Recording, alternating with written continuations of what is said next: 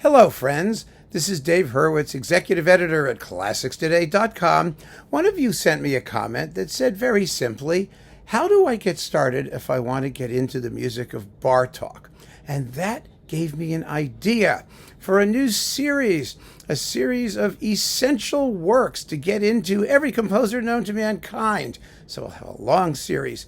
But I understand that beginners sometimes need a guide, and you don't want to get drowned in all kinds of stuff or huge boxes, and especially if you don't know you're going to like the music.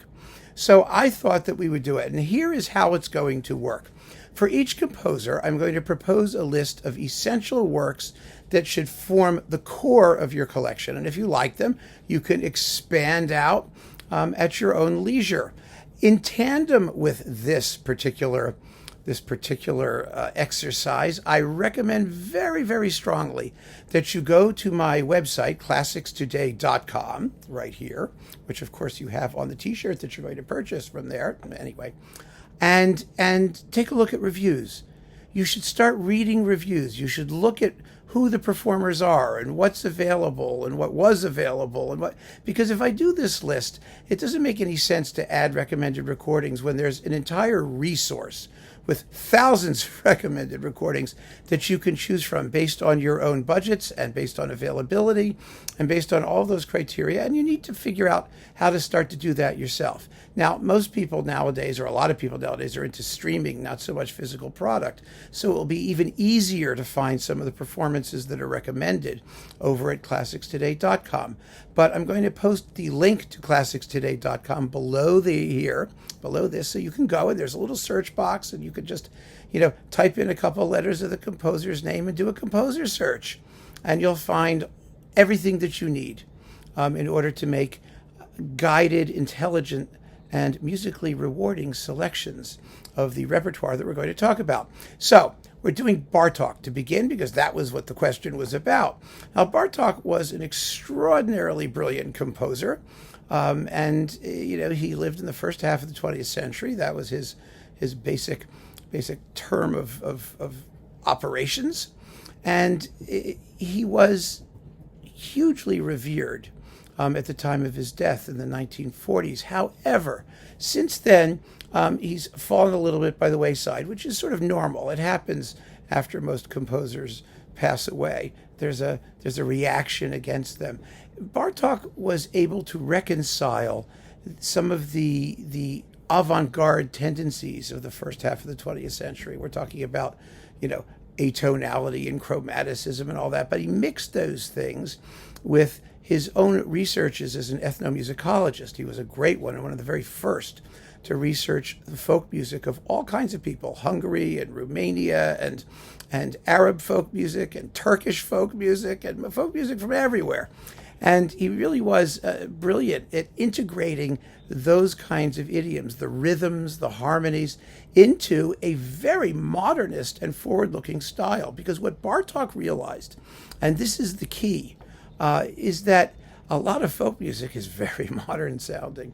It uses microtones, between the notes, between the ones on our normal scale, and very tricky rhythms. And it actually is more avant than a lot of music that fancied itself part of the forward-looking avant-garde of the early 20th century. And in fact, I know this because Bartók went on folk song collecting missions where he recorded folk singers and people doing, their normal thing.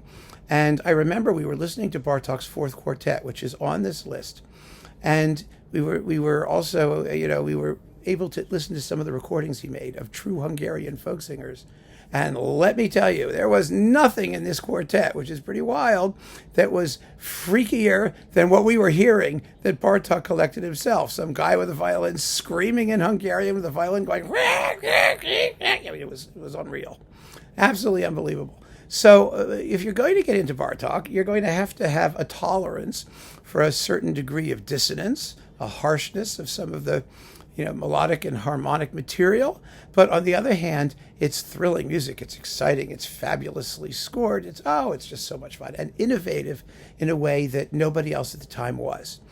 So let's go through the works, and we'll talk about each one in turn. and then I can turn you loose and you can go and make your own Bartok collection in tandem with the reviews at classicstoday.com. And I want to add that as far as Classics Today goes, most of the reviews are free. There is a paywall, and if you want to subscribe, I love it because there's all kinds of cool material with sound samples and things behind the paywall. But if you're just looking for recordings like this, there's more than enough material to give you all the tools you need. I guarantee it. So we begin with the music for strings, percussion, and Celesta.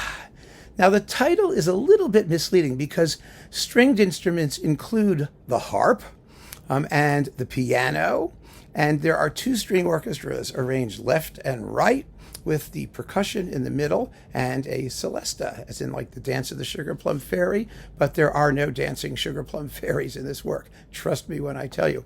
It is a huge masterpiece. It dates from the mid-1920s, and there's nothing like it at all in the repertoire. I remember the first time I heard it. I hated it. I really hated it. It was a performance of the Baltimore Symphony under their then conductor Sergio Commissiona when I was in college, and I saw the program note that said the opening fugue carries the art of dissonant chromatic string writing to its apex. And I remember thinking to myself, why would anyone want to carry the art of dissonant chromatic string writing to its apex? I thought it sounded like mud. It's not mud. It's fabulous. But, I waited. I bought a recording of it eventually because I thought, everyone says it's a masterpiece and I hated it. Maybe it was me. And I put it on. It was Neville Marriner with the Academy of St. Martin in the Fields on Argo, by the way. And it blew me away. I was receptive. It was just the way it was.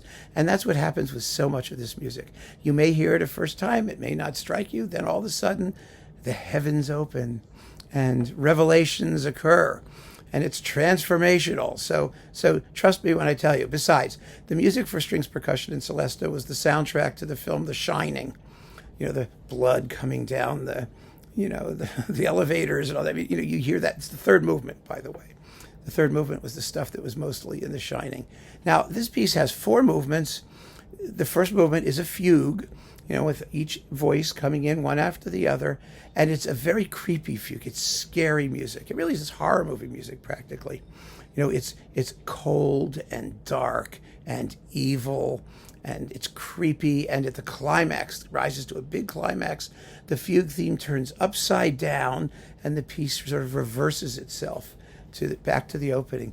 The more you get to know it, the more amazing it sounds. So trust me when I tell you, if it doesn't strike you at first, it will. And when it does, it will be a moment. The second movement is a driving allegro, a quick movement with wonderful solos for the piano.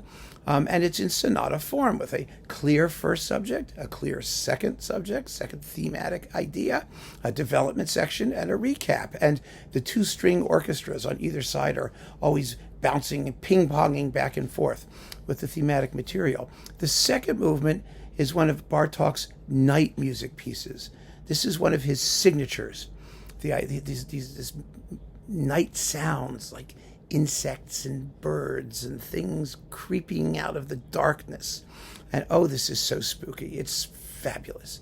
It begins with a xylophone and timpani glissandi. So the xylophone's going click, click, click, click, click, click, click, click, click, and the timpani are like frogs going boo, boo. It's so cool. It's so cool, and it's hallucinatory. And you may notice that the opening bit of the fugue, do, do, do, do, do, recurs as the link between each section of this movement. And it is actually the thematic substance of the second movement and the finale. It's all based on that opening melody. And again, these thematic links become clearer the longer you listen, the more you know the work. The finale is a dance.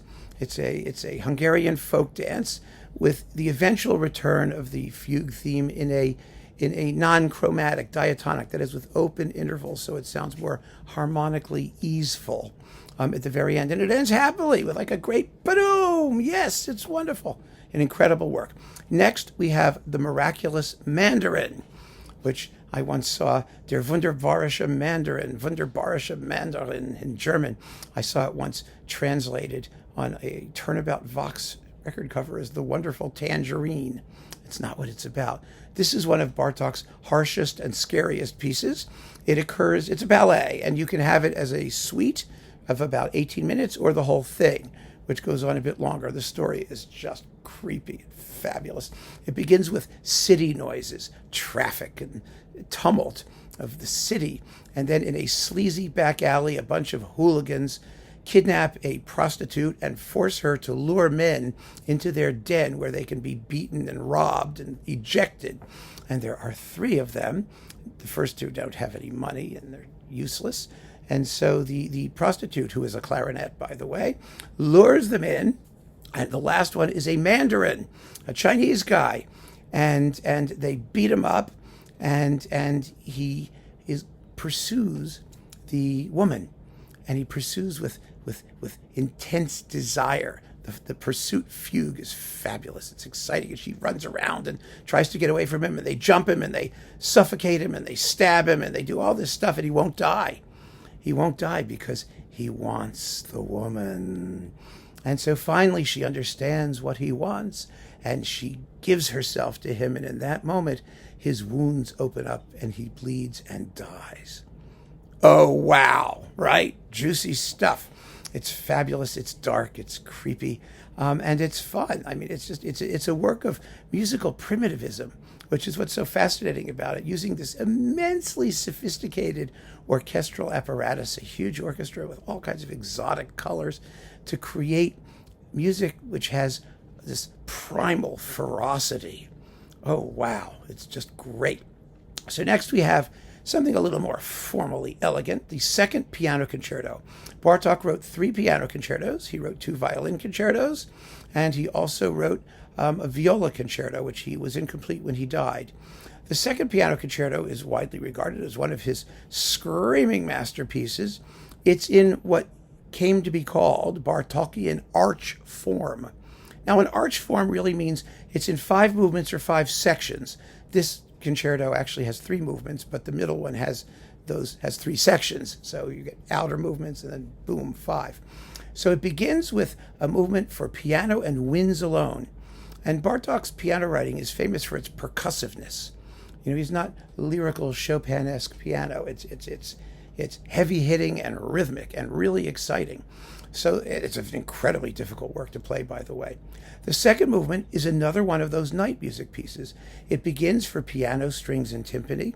Then there's a quick movement in the middle, a scherzo-like quickie bit that is encased by the night music. Then the night music comes back. So you've got an ABA form, which when you move the outer sections in there, you get your 5-section arch form, which is quick, slow, quick, slow, quick. Get it? 1, 2, 3, 4, 5, which has a wonderful sense of balance. And then the finale is a rondo in which the episodes, there's a main theme, da-dum, ba-dum, ba-ba-ba-ba-ba-ba-ba. Well, it's just, with the whole orchestra participating.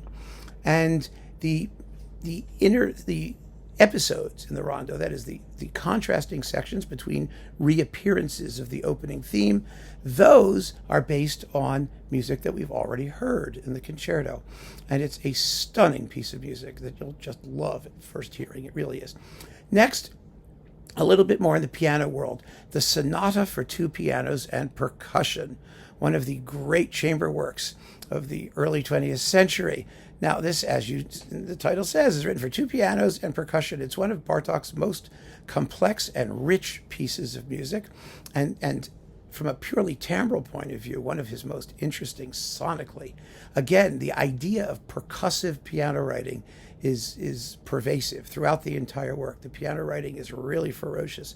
The central movement is one of those Nachtmusik things, that night music things that Bartók does so well. And the finale is another Hungarian dance. The ending, which is quiet, is beyond poetic and delicious. It's just unbelievably evocative. The last chords, rum, rum, resonating in the piano as the percussion gallops off into the distance, chick, chick, chick, chick, chick, chick, chick, chick, chick, chick, chick, chick, quieter and quieter and quieter. Oh my God, it's so haunting. An amazing piece of music, and one of the most original pieces of music in the entire 20th century repertoire. Next, we have to do one of Bartok's string quartets. Now, Bartok's string quartets are incredibly famous as being the modern string quartet cycle after, like, Beethoven. I mean, they're that highly respected. They've fallen a little bit, I think, in rankings since Shostakovich quartets have been, increasing in popularity, but they're still amazing works, and there are 6 of them. The first 2 are in that very dissonant, chromatic style, typical of a lot of earliest century music. They're hard to wrap your brain around, and I would not start with those. I really wouldn't. Some people love them, I know, but it doesn't matter. We're talking about how you start, right? Then the third quartet is where Bartok begins to get into the folk music and folk rhythm kind of thing, and the fourth quartet is where the whole style comes completely to fruition. The fourth and fifth quartets, really. The fifth has like a Bulgarian folk dance. The fourth is in arch form, wonderful arch form. It's fast, sort of fast, quickish, slow, quick, fast. It's an arch form with a slow movement in the middle. Sometimes you can have, you got 2 scherzos or 2 slow movements with the contrasting thing in the middle. It is an exciting quartet, but very, very rough and rude and full of driving rhythms. Chunk, chunk, chunk, chunk, chunk, chunk, chunk, chunk, chunk, chunk, chunk, chunk, chunk, chunk. The violins are going ya da da da da da da da do do do do do do do chunk, chunk, chunk, chunk, whack, whack, whack. It's lovely. It's not relaxing. Not a bit. Not a bit. It's very intense and quite harsh, and it may take you some time to get into it, or you may never get into it. But it's an essential part of any Bartok collection, and you really need to hear it, and then make up your own mind, how often you want to listen to it, because it is a trip, but an amazing piece of music. And then you can gradually expand into the others. The fifth, as I say, is in similar style to the fourth and the third, really. And the sixth is a really haunting and beautiful elegiac piece that begins with a solo melody called, which Bartok marks mesto, which means sad. And it's just a single bit of melody. Then there's a movement. And then that same melody comes back harmonized in 2 parts. Then there's another movement. Then it comes back harmonized in 3 parts.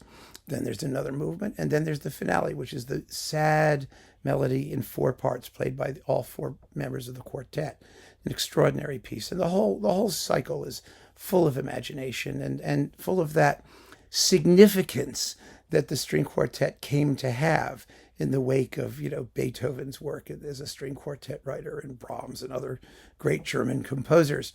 So composers did not undertake quartets lightly, and these are not light. Finally, last but not least, Bartok's most popular orchestral work, his Concerto for Orchestra. Now, Bartok wrote the Concerto for Orchestra toward the end of his life, at the very end of his life, and he was sick. He was dying of leukemia, and he was in the United States as a refugee, and he needed money, and so they commissioned the Concerto for Orchestra, Kusevitsky and Fritz Reiner, and the Hungarian expats and expatriates and other orchestral conductors in the U.S. who respected him immensely. And the piece reflects, as do many of his later works, a return to a more traditional approach to harmony, a more ingratiating tunefulness. You'll hear this also in his third piano concerto, which has just lovely, lovely melodies. And it's really a marvelous piece of music in 5 movements. It's in arch form with the night music centerpiece, which is based on the opening of the entire work. It has a slow introduction, a sonata form first movement, a delicious scherzo-like second movement featuring pairs of different instruments, each with their own little melody, then the dark, creepy, slow movement, and then the interrupted intermezzo, which is a light, elegant piece that has a tune almost, it sounds like Stranger in Paradise.